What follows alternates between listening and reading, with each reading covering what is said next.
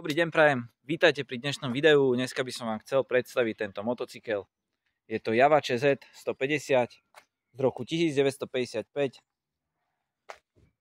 Je to typ 352, ktorý sa vyrábal od roku 54 do roku 56.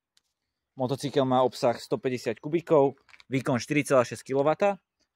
Tento konkrétny kus je po amatérskej renovácii, ktorú urobil predošlý majiteľ. Urobil na ne nový lak, vymenil na ne pneumatiky, zrepasoval sedlo. Motocykel má funkčné brzdy, má funkčný motor, ktorý není problém naštartovať, vyskúšať.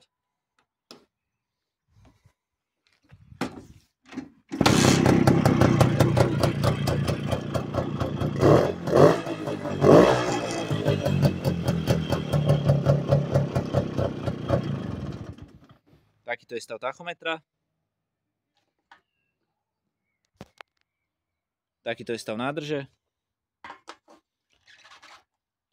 K motocyklu je potvrdenie o vyradení z evidencie, takže je bez problémov prihlasiteľná na biele značky. Avšak na to, aby prešla STK, je nutná oprava svetlometov a oprava dobíjania, ktoré na tomto kuse nefunguje. Motocykel sa dá vidieť v Bernolákove. V prípade záujmu není problém prísť, vyskúšať, povoziť sa.